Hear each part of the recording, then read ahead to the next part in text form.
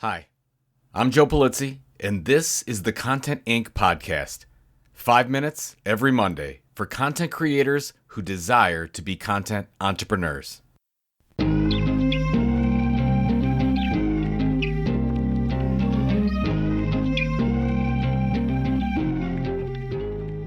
This podcast is supported by Memberful. As we're finalizing our agenda for CEX, we've had more and more requests for information on memberships. What's not to like? A great source of revenue for creators, ownership of your own data, and build truly loyal audiences. Memberful will help you do that. Get started for free today at memberful.com/contentinc. I had the privilege of being interviewed by Michelle Raymond, who is, first off, a wonderful person, and second, an amazing expert in LinkedIn. We spent a little over 30 minutes talking about what it takes to be successful as a content entrepreneur, including some really helpful selling strategies. I loved this interview so much, and Michelle was nice enough to let me repurpose it. I'm including it here for you on the Content Inc. podcast. And a quick final note, we talk a bit about my new book, The Content Entrepreneur, in the podcast. Although the Content Entrepreneur book is not officially launching until April 9th, it is for sale right now, and you could buy it. Just go to thecontententrepreneur.com, download your hardcover, paperback, or ebook version. And for you Americans living in the lower 48 states, it's free shipping, so have at it. And one final note that every penny of the proceeds from the Content Entrepreneur book will go to helping kids who can't afford speech therapy get it. That goes to the Orange Effect Foundation. Already we have grants going out to over 400 kids in 39 states. And so I'm so excited that this book can help with that effort as well. And now, on to the podcast. Welcome, everybody, to the Social Media for B2B Growth Show. I'm your host, Michelle J. Raymond, and I am joined by some content marketing royalty. Welcome to the show, Joe Polizzi. Michelle, thank you so much for having me. I was rocking to that music. I got in the zone. And then you started the show. So here we are. And then here we are. And I love to get people in the right mood. Now, while I was doing some research, Joe, this isn't a question that I sent you in advance, but people call you the godfather of content marketing. How does that make you feel? The first time it was used, it's like 2011. And they got on the loudspeaker and they said, and now the godfather of content marketing, Joe Polizzi. And I was like, what was that? And I felt really strange about it. And then, marketing is as it does, whatever. And I just leaned into it as I do with the orange that I'm wearing right now. And I'm totally fine with it. Anything that you can do where people remember you. Although somebody in one of the speeches, they introduced me as the grandfather of content marketing. And that's where I had to draw the line. I'm like, come on. I know I'm over 50, but please, let's not go there. Let's not start the show off with that. I'm glad I got that one right. Now, I have you on the show and I appreciate you coming because we didn't get a chance to talk at Social Media Marketing World. And I thought, I have got an idea. How about you and I talk? I'll ask you the questions, which I would love to have picked your brain while we were there. But we'll just let the listeners of the podcast join us. And I appreciate you coming on because we're going to be talking about Content Entrepreneur's Guide to Staying Profitable. Not just creating content because it's fun and we love it, but how do we connect those dots to staying profitable so that businesses are sustainable over the long term? Joe, in your experience, do you find that people are going broke out there with a dream of being full-time creators? No, I wouldn't say broke. I would say there are a lot of content creators out there that struggle. And I think the biggest problem is they have the wrong expectations when they go in. There's so many stories out there of so-and-so goes viral or they built a great audience on whatever platform and not much is talked about with the day-to-day. If this is a business, you're an entrepreneur. So if you're talking about, okay, what is a content entrepreneur? You're like, okay, this is a full-time content creator where you're trying to build an audience, build a loyal audience that knows, likes, and trusts you, and then monetize that audience in various ways. There is a process to doing this, and we could talk about lots of those things. But I think that you start off with, why are you doing this in the first place? And how do you make sure you set yourself up for success? And that's why I say, look, this takes 3, 4, 5 years to really make it. And when I talk to people that are just getting into it, I think they think, oh, inside a year, I'll be making a lot of money. I'm like, maybe. And I hope you do. And I want you to. But that's not what the stats tell us. The stats tell us, is, okay, takes about 18 months to really get to some revenue and start to see it. Maybe not profitable yet, but you see some revenue. You're starting to get the business going. But I mean, I've done this a few times with my businesses. And the first one, it took over 3 years until I saw that I wasn't going to have to go out and get a job. And we had to cut expenses. My wife and I had to have a conversation. We had to cut expenses down so we could make it. So there's lots of decisions that have to be made. So the first one is, look, why are you doing this? Is it that important? This is not a hobby. This is a business. You're an entrepreneur. You're not just creating content all the time. You've got to do sales and marketing and operations and accounting and all the things that come with businesses. So now that said, it's my favorite business in the world, but I want to put out the fact that it's not any easy. I mean, it's easy for the fact that you and I can have a great conversation and I'm not out there really struggling. I don't have to be super strong. I don't have to rough the weather. I can do things like that, but it is still a business and most businesses fail. So let's set our expenses really low. Let's prepare for that. And then we can be successful. I love that you talk about the time frames, because I think the most important conversation sometimes that I have with my clients is resetting their expectations of how quickly, when they get started on LinkedIn, if they're just getting started, when they can start to see results. And I wish it was as simple as do training, post a few posts, get new business. And that was all that there was to it. And I've discovered as myself, I had no intentions of ever being an entrepreneur. I had to quit my job and this business kind of found me, and I found my passion, found my calling. But I spent a lot of time all day, every day doing things that I don't particularly enjoy. I love creating content. I love training clients, but there's so many other pieces to this puzzle that I underestimated. I'm not going to lie, there were so many things that I've had to learn. There are so many things that I realized I have to do consistently to make sure that I get paid on time, or that the business keeps running, or I can work on ways that I can scale. Like my brain is always spread thin. But how do you define a content entrepreneur? I know you covered it, but for people that may not have heard this term before, how would you define it? So generally, you're talking about somebody that wants to be full-time. Like they want this to be their business. Okay, so you are an entrepreneur. You're not just a content creator. And I use the term content entrepreneur versus content creator because my mom is a content creator. She posts on Facebook. Everyone in the world is a content creator. If you think about it, we're all doing something on some social channel. A content entrepreneur, you are a professional. This is serious. So this is a business. So that's the first thing. The second thing is you're not just monetizing it in one way. Generally, if you look at a successful content entrepreneur, they're monetizing it 5, 6, 7 different ways. And I want people to think of a multimillionaire. A multimillionaire makes money many different ways. They might have a job, they might have stocks and bonds and crypto, and they might have rental properties, and they do all the things, right? People that aren't millionaires generally just have a job.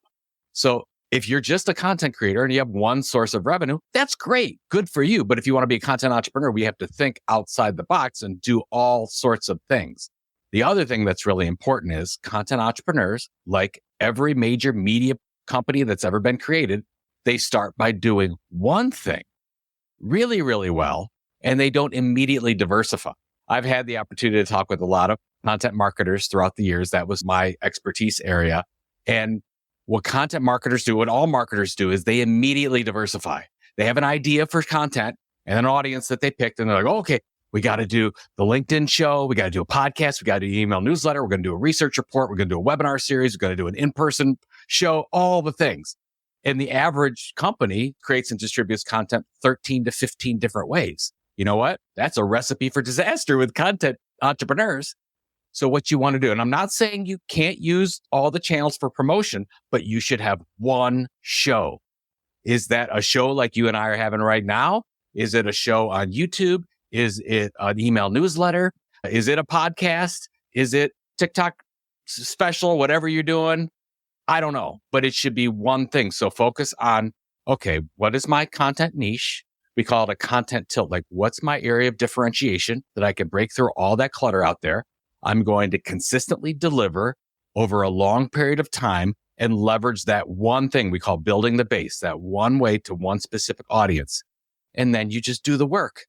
And to your point about being an entrepreneur, content creation is about 20% of your day.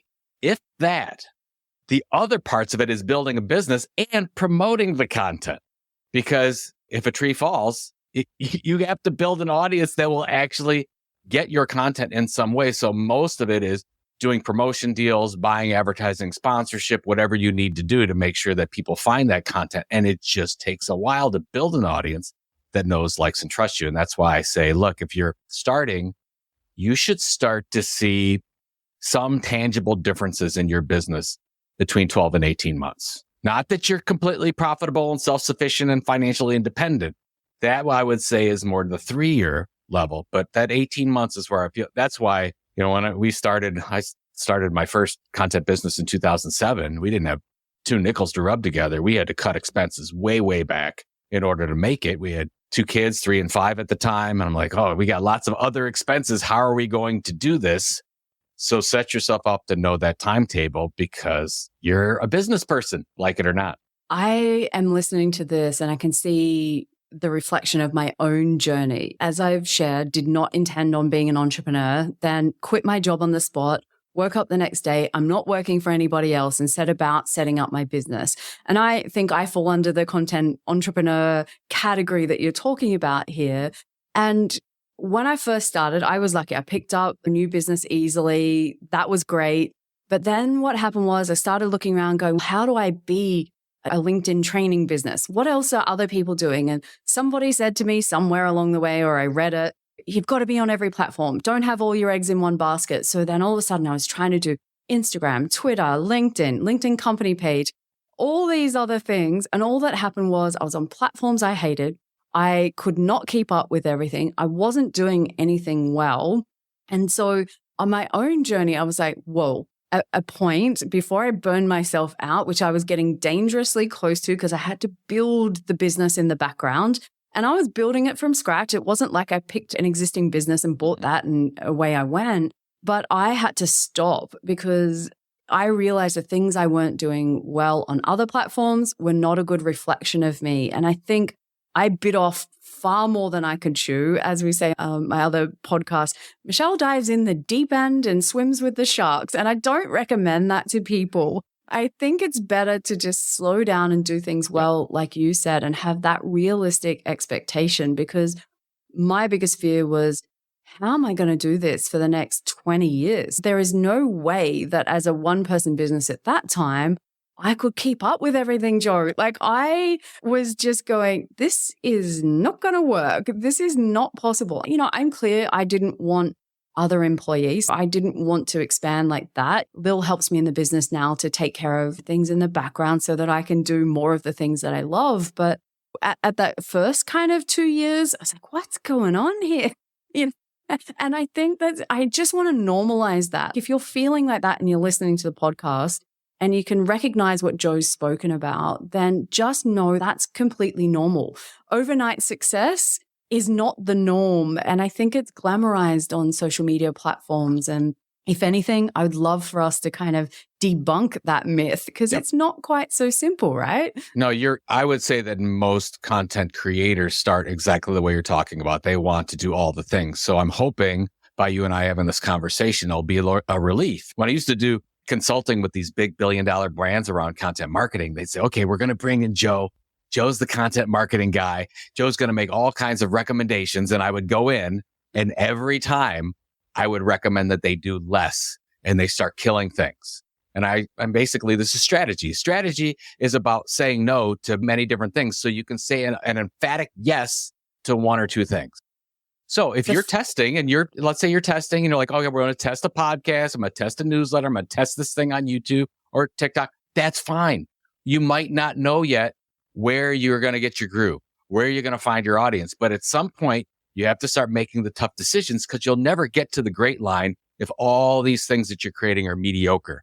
You have to take all that, and I call it content energy. We take our content energy and we spread it out everywhere. And we're mediocre at best at everything. So let's take that content energy and focus it on, let's say, having the leading informational newsletter to your audience on your particular topic, and then a coinciding podcast. Like that's a really solid model that works really well if you do that. and you don't have to do all the other things. And I feel bad because when I started, I wrote Get Content, Get Customers in 2007, 2008 with Newt Barrett. And I think in that book, I say, you got to be everywhere your customers are. At the time, it was like 5 places. Now, so it was you started. It was me. I feel bad. Now I'm going back. I'm saying, no, I remember when Ping FM came out and it was, you do one little social media text and it would send it out to 92 different sites at the same time. That's how many social networks we had in the 2008, 9, and 10. So bring it back. Focus on doing 1 or 2 things. And it's like Harry Potter's sorting hat. Like, you do have a say in what you like to do. If you like to do podcasts or you like to do videos, you can have a say and you can say, I don't want to be on X right now, or I don't want to be on TikTok or whatever, and make your choices to be great at the things you choose. I think I also had to say, even if I want to be on those platforms, what's more important to the growth of my business is focusing on things in the background, the unsexy things as we probably think they are. But if you don't get them right in being able to, in my case, deliver a better service to my clients, then the front end doesn't matter. I'm not here to just attract a big audience. I'm here to build a business. As a content entrepreneur, as we're talking, I always like, Joe, to take a foundational approach and strategy first always.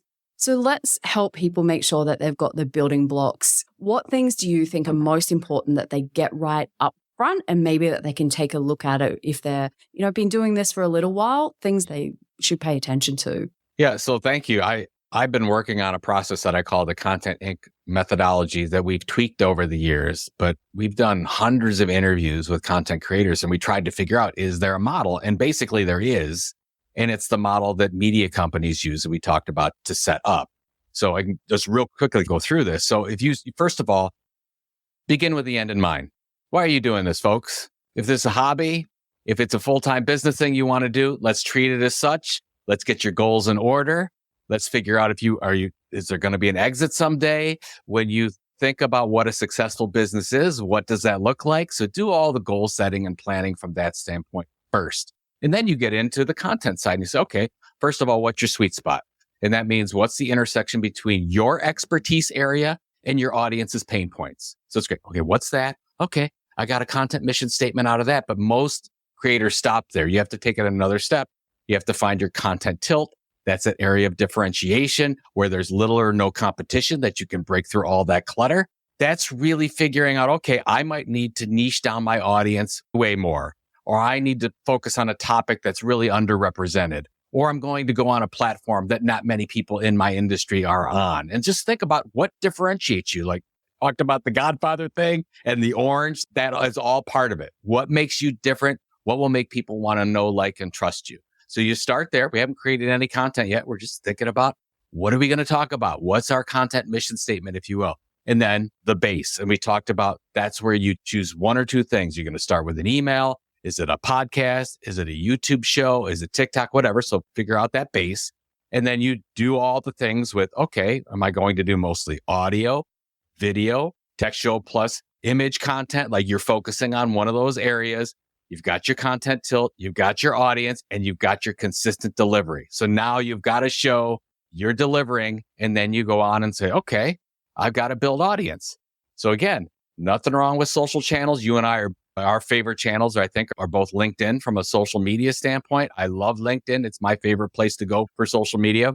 But really, it's rented land. Like, it's a private company. They can do what they want. They could kick either of us off at any time. The algorithm might change. Same with any other social channels out there. And I want to be in some kind of a framework or a mindset where I get up.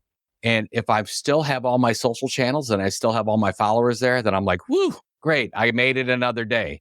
But I'm fully expected to get up in the morning one time and say, oh, they're all gone. Algorithms changed. They blocked me. I have a good friend of mine that just lost his entire YouTube channel. Never getting it back again, had 100,000 subscribers. It's like devastating to his business. This stuff happens. So what do we want to focus on? Best advice I can give you is email is still number 1. Maybe someday, I've been talking about this for 20 years. And some of these days I'm going to be wrong. It's not going to be email, but right now it's still email because somebody opts into your message and you have the control where you can distribute to them at any time. And if something happens to your provider, your email provider, you can port that data over. You own and control that data. So that's all about audience building. So wherever your show's at, hopefully you have a coinciding email newsletter where you can get that data, you get that control, and then we move on to revenue. And then you're looking at, okay, how am I going? I have this loyal audience, or I'm building this loyal audience. Am I going to sell them advertising sponsorship? I could do events and conferences. I could do premium products like books or ebooks and sell those. I could take donations. I could do affiliate marketing. I could do training and membership and subscriptions. So you could do all those things, or you could launch your own product off the back of that, or you could have coaching and consulting services. So right there, I gave you 8. And I would say half of those you're going to do, 5, 6. And the more you diversify, the more opportunities you're going to be. And then as you get to that 18-month, 24-month level, that's when you really start diversifying. And we diversify because we create stronger bonds with our audience by doing that. If somebody is opening up your newsletter and listening to your podcast, that's a really valuable customer to you, and they're more likely to buy from you. So that's when we get into diversification. And if you do all the things, Michelle, you're going to get to a point in 3, 4, 5 years where you're like, oh my gosh, we're kicking off money every day. I'm making money while they sleep. I built this mini media company. And then you might get to a point where what was your goal? Did you want an exit where you might say, look, I can actually sell this business for something. I can give it to my kids, or I'm living the exact life I want to live. I think this is where I'm up to now. And my time frame is probably around the 3-year mark, where I've realized focusing so heavily on training, consulting part of my business means that, for instance, if I travel and speak at Social Media Marketing World and I'm gone for a few weeks, the business, it kind of stops or it's on pause. It's not that the whole process stops, but ultimately, if I'm not working, that money's not in there. And so from that perspective, this is where I'm at right now, is got the audience, got that loyalty. So now monetize it, and looking for different ways. So I appreciate personally all of those ideas that you've given there, because I can see just how important that is now. I'm ready to look at those kind of things because I've done the work in the background to make sure that now I can go to those next levels. I can go to those next stages and look at things like this. Now, you mentioned that part of this revenue model includes building a loyal audience. What's your best tips for building loyalty with an audience? So the first thing is, going back to what we initially talked about, is be great at one thing. I like to ask the question, where can I be the leading informational expert in the world? Now, whether you're on the consumer or the B2B side, it's more important on the B2B side because we're more about informational experts there and knowledge workers. But ask yourself that question. So if you go and you've defined your content tilt, your content mission, and you're like, okay, well, I'm going to talk about this thing to this group of people. Ask yourself that question. Can you be the leading informational expert in the world on that topic to that group of people? Most creators I talk to laugh at that. They're like, I can't. There's no way. You're not niche enough. And that is the problem. That's what's holding a lot of people back. And they're like, oh, no, I don't want to go too niche because I might be cutting out this opportunity or this audience or whatever. I say, okay, that's fine. But you'll never be the leading informational expert if you don't. And then you can always go bigger. I'll give you a quick example of this. So I started what became Content Marketing Institute. My wife and I started in 2007. And we started as a content marketing strategy and education, how-to education to marketing professionals. And when we started in 07, 08, I asked myself, I'm like, I think if we do the work, if we do the blog every day, we build the email, I think we can be the leading informational experts. Then a company that I now partner with, because my podcast is on the HubSpot Podcast Network, but then HubSpot came out with this whole inbound marketing thing targeting small businesses. And I said, they're going to eat us for lunch. Like, they have so many resources. They have this big audience. It's like inbound marketing, content marketing. I'm like, we're going to have to pivot. There's no way that we can be the leading informational expert with the resources we have to all marketing professionals. We made the decision in 2011, 2012. We said, okay, we're going to go and talk to enterprise marketers. We're going to talk to marketers at very large businesses. So what did we have to do? We had to change our content. Our content became about more complex issues, integration issues that you would have in a big company and not with a small business. Now, were we leaving some money on the table? Yes. We weren't for small businesses anymore. That was probably half our audience. We're like, that was a tough decision to make. But we had to make that decision and say, if we're going to be the leading expert, we've got to focus on an audience that we have an opportunity and we can build a moat. Made that change. Content Marketing World, our event, went from 600 people to 4,000 plus people in a short period of time because we limited the audience and we became more of an expert to that group of people. So I could talk all day long. We could talk about all the different ways to create content and SEO and leverage AI, and those are all important. But the most important thing is get the strategy right. The most important thing, who are you talking to? What is that content niche that you're going after? And do you have an opportunity to build a loyal audience in the first place? I would have everybody that's listening to this or watching this is just take a step back and look at that and actually lay out your content mission. And you do that and say, okay, who is my specific audience? What am I specifically delivering to that audience and when? And every piece of content I put out, what is the outcome I want for the audience? Are you helping them live a better life, get a better job? What is it with every piece of content? And that should be wrapped around a content mission. And if you're with a media company, it'd be an editorial mission. And that's where I want everyone listening to this to sit with that and take 2 weeks and say, because I talk to content creators who want to be content entrepreneurs all the time, and this is where they miss. I said, do you know that you're already up against 100,000 people competing, talking about the same kind of content to the same audience? You do not have a chance. Maybe you'll get lucky, and I hope that you do, but the odds are you won't. So let's figure out, do all the things we just talked about so that you can actually have a chance to be successful. I'm just smiling for those that aren't watching this on video and listening to the podcast. I'm just sitting here with this funny smile on my face because thinking about my journey where I spotted my niche of company pages on LinkedIn very early. My sales brain kicked in. I was like, why is no one else talking about this? And so I did niche down. And then I had that moment where I went the opposite and I just freaked out for a little bit and went, oh, maybe I could do everything else.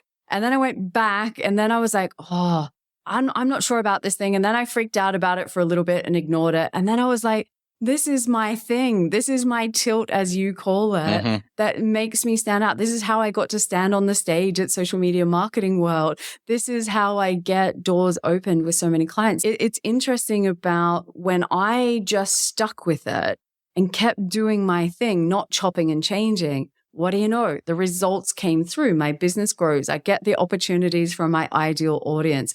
They know, like, and trust me, like you've said a few times here. And so that confidence for me personally, it's come and gone over time. Right now, I'm very solid in it, which is a great place to be. But if you're out there and you're struggling with this niche or you can't find it or you need some help, honestly, it's worth investing time and money with someone else to help you find it. I didn't know the power of niching when I first started. And I thought if I cut off all of these other possibilities, then my business is going to suffer. And in fact, it's the complete and utter opposite is true. I think it's a hard lesson to learn in my experience, but so powerful when we get there and just be that one person for that one audience and just being in service of them. I think that's what builds loyalty because you're not chopping and changing because, I don't know, AI is cool right now. Look at me. I can do prompts. No one expects me to give them AI prompts. That's not what you come to me for. So thank you for sharing that. Because I think if you build that loyalty, the rest of the pieces start falling into place. Now, Joe, I'm not going to call you the grandfather, but you have been doing content marketing for a little while now, right? Now, once upon a time, as you said, you wrote a book quite a few years ago, nearly, it's coming up to probably 20 years ago now, if we think about it. When you look at the future of content entrepreneurship, what skills do you think that people who want to build a business around content, these content entrepreneurs, what skills do you think that they need to focus on developing? Maybe this is obvious, but maybe it isn't. But you just talked about some of this. You're not alone in this. You're going to get your best ideas from your audience, but you have to listen. You have to send, I like to call them listening posts. So they're giving you all kinds of feedback. They're clicking on things. They're opening, they're downloading. They may say directly what they're doing, but you want to get that information in so you can make the pivot whenever that comes, like you and I have both done. So set that up as a really good example. Jay Bear, who we both know, we're friends with. So Jay used to be in email marketing. He was an email marketing expert and he started doing some posts on social media and started to get tons of questions on social media. This is back in 2006, 2007. And he completely changed from email marketing to social media, and that served him very well. And he made that change because of the feedback he was getting from his audience. The best thing that you can do is actually listen and set up processes into your business. So you can say, okay, what's resonating? What's not? Ask the questions too. It's okay. Ask them, what are their pain points? Send out surveys. I love doing little surveys all the time. Like, I would love to get in. Like, what are you struggling with? What's new? So you can figure out where you're going in the right direction. The other thing that a lot of content entrepreneurs aren't doing, but I think will do, is learn the art of acquisition. Now, this might overwhelm a lot of people listening, but this is the hottest thing going on the content marketing side because it's very hard to build a loyal audience. We're talking about this like it's easy. It's not easy, right? It takes a long time to do. And businesses are particularly bad at it because they like to talk about themselves. They're not consistent. They don't find a content tilt. They're targeting too many audiences at the same time. So what we recommend in a lot of cases and say, okay, this is the show you want to create to this audience. Is there one already available? Is there a show out there? Is there already a LinkedIn channel? Is there already a Facebook group? Is there already a podcast, YouTube, whatever? And write that down, because that's a possibility that you don't have to create the thing from scratch. You could go and buy it and acquire it. And media companies, and I started in publishing, and this is maybe why I think this way, but when I used to do a P&L report, and this is back in 2002, 2003, and they say, okay, Joe, you're looking at your budget for next year. Where are you going to get your growth? And I would always think, okay, organic. Like, okay, we're going to do this new thing, and we're going to do this podcast and this on social. We're going to sell this thing and create this product. And my mentor at the time would say, these are all really good ideas, but I only want half of your growth to come internally from organic stuff. I want the other half to come from acquisition. I'm like, really? It's like, yeah, because most of these ideas are being done by somebody else already. So go and form the relationships with the people doing that. And you'll find that maybe there's an opportunity to buy something or acquire a newsletter, do whatever. And that served us really well at Content Marketing Institute because we did 3 major acquisitions that probably added $4 or $5 million to our overall price when we sold in 2016. They were really critical to making things happen, but thinking about it strategically. You're a content creator, content entrepreneur. I would start to say, okay, who's competing with you in certain areas? Who's doing a thing to a particular audience that you feel you should be doing? So write down the newsletters, the things the competitors are doing, the YouTube shows, the podcasts, and write them down. And your first step is you're not going to email and say, is your thing for sale? The first thing you're going to do is, let's do something. Can we partner on a research report together? Can I have you on my podcast? Get to know them. Become friends with that person and that organization. And then you might see as it goes, maybe 3 months, 6 months, 9 months down the road, there might be an opportunity to acquire. So I don't know if a lot of people are thinking that way, but that is a big future for content entrepreneurs where you don't have to wait the 2 to 3 years to build an audience in a particular category. You can bring that in through acquisition. And some of these deals are not a lot of money. We did a deal once that was $15,000 because the person just wanted to get rid of it. I'm like, okay, I'm happy to take that off your hands, because you never know the circumstances with a lot of creators. They just want to find a good home for some of these things that they treat it as a passion project or a hobby. Yeah, you never know where something's just going to take off. Like, it might have started as a little idea and then got out of hand, and the person's left going, how did this thing turn into something so big? I want to get back to just having some fun with things. But Joe, when I look around the world and even here in Australia, we've got high inflation, there's high interest rates, there's lots of financial stuff going on. And, I have conversations regularly with people who are struggling, maybe not monetizing things as much as they want as content entrepreneurs. So I always love to help them on the podcast, give them actionable tips, maybe that they can have a go at different ways to help them monetize their content entrepreneurship. But based on your experience, what's some innovative strategies that you could recommend for these content creators that are looking to be viable long-term? Because as you said, there's 100,000 other people out there that are all doing exactly the same thing. Is the answer just getting back to basics like we've covered here? I think in a lot of cases, we don't ask for the sale to the partners that are supporting us along the way. And that's the biggest thing. Louder in the back. And it's tough, right? If you're not used to, most content creators are very good at building an audience. They're not very good at sales and marketing. And that's where we fall down. So a lot of people can build an audience. It's not, you don't add products and services to that mix. So I would start there and figure out, okay, there's something that I really like. It's called a benefactor program. I've used it many times in my businesses and other creators have used it. So I'll talk about that. Because if you don't have an advertising sponsorship program that you're comfortable with, this is a really good way to go. So basically, let's say you have a thing. It's a newsletter, it's a website blog, it's a podcast, whatever the thing is. And you're struggling with getting any kind of revenue, or the best type of the lowest hanging fruit revenue is advertising sponsorship. Okay. So you're going to say, okay, I'm going to create a benefactor program and I'm going to limit it. So the first thing we want to do is create limited inventory. You're not going to offer this to everyone. You're going to say, I've got 5 spots, and you're going to sell that 5 spots for whatever. Might be $10,000 a year, $15,000, $20,000 a year, whatever it is, something that you're a little bit uncomfortable to ask for, but will get you going and get in 5 strategic partners. These are partners that are probably already listening to your podcast. They're probably already downloaded your newsletter or opted into your newsletter. You already know these people, but you're not thinking about it this way. These are people that want to see you succeed.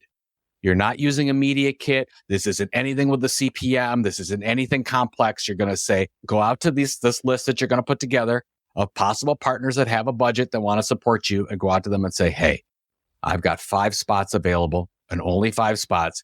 And it's cost this much per year, whatever the case is. And you get 20% of all my inventory with my podcast. You're going to get 20% of all the episodes, 20% of all the space in your newsletter, whatever you're doing, 20%, separate that by 5. And now you've got 12 months of revenue coming in with one product. And it gets it going because these people already want to support you. We did this when we launched Content Marketing Institute, formally back in 2010 with the name and everything. I didn't have any money. Like, I didn't have any more money to put into the website or the blog to get it going. I was like, how am I going to do this? So I cobbled together this benefactor program, and we got, I think, started with 5 companies. We then added it, and the next year it became 10 companies paying a little bit more. But I said, would you pay $10,000 and this is what you get? And very quickly I got that $50,000 and I was able to keep the company going. And it all worked out really well. I'm like, oh my God, we just created our new first product. So that is what I would do. And I guess I would say it's okay to ask your friends. It's okay to ask people that maybe aren't quite the best fit yet, but people that want to see you succeed, and companies that actually have a budget for this type of thing. Go after a company that's a multi-million-dollar company that wouldn't think that much of 10,000. Or maybe there's something like a research report or something that you can do for them. Or maybe it's be on a webinar with them or something you can do for them that they really need help with. You can do the swap. They become the benefactor. You're getting the money, and now you're off to the races. And shout out to any of the podcast listeners who'd like to be a benefactor and get involved with the Social Media for B2B Growth podcast, because I've now got that idea. Thank you so much, Joe. Perfect. And I didn't ask Joe, and everyone knows I've got the endorsement of Joe Pulizzi. Thank you. Perfect. I love it. See, that's exactly the way to do it. Because, and look, if you say do a media kit and go sell advertising, it's very daunting. And what does that mean? What is advertising? Like, no, this is a little care package. You're a benefactor. You're going to support me and my business, and I'm going to help you in turn. Any big opportunities that come along, I'm going to talk to you first because you're a benefactor, you're a supporter. You treat it, it's not a nonprofit, but you treat it like that kind of feel where they're supporting something bigger than just a business. Absolutely. Now, that has given me a whole wealth of ideas, as has this whole show. You've been able to see my brain ticking over in the moment. I'm like, Michelle, concentrate. Where, my brain has been going off like a popcorn machine during this whole conversation. Now, I would love to talk to you all day, but I want to be respectful of your time. But Joe, I'm excited. I saw you've just done a post that you have a new book coming out. Can you tell the audience about that? I'm going to obviously, when it comes out, share the link so that they can get a hold of that and connect with you on LinkedIn. Because if you're not following Joe and you're not a subscriber to his newsletter yet, you're going to be. But yeah, tell us about the book. I'm excited for you because it's not your first rodeo. But no, this will be. Why is this one special? This will be, I think, book number 8. And this one's special because, first of all, it's called The Content Entrepreneur. So it's the whole idea of what we've been talking about here is don't just be a content creator. You want to be the content entrepreneur. There's things that you have to come together with and processes to make this thing work. You can go to thecontententrepreneur.com. But what's really special is I have my own little membership group that started with our event, CEX Content Entrepreneur Expo. And that came together last year. We met and we said, we're going to write a book together. So this is written by me and 32 other amazing content entrepreneurs to bring this together. So that's why it's a little bit special, because it was a group effort. We brought it together and now the book's available. You can buy it right now. We're launching in April, but everything works and I'm very excited about it. I will make sure that I put all of those details in the show notes. Joe, it has been amazing. This conversation was everything that I expected it to be and then some. And of course, I have now got a long list of things I'm going to be doing when I listen back to this replay so that I can really look in my own business about how do I take advantage of everything that you've just shared so generously. So I really appreciate you coming on the show. It's just been such a cool conversation and I wish we could talk for days, but feel free to come back any other time. This is an outstanding invitation anytime you want to talk to the audience. Let's plan a part 2. It was an honor being on, Michelle. I really appreciate it. So I'll just plan a couple months. We'll do a part 2 of this and talk about some of the things we missed. Absolutely. It's amazing. So thank you, everybody that has joined us. Yeah, I hope you've enjoyed this conversation as much as I have. If you have, reach out, connect with us. Let us know that you enjoyed the episode so that we can make sure that we keep delivering more ideas for you on how to use social media to grow your B2B. And so, yeah, until next week, everyone. Cheers.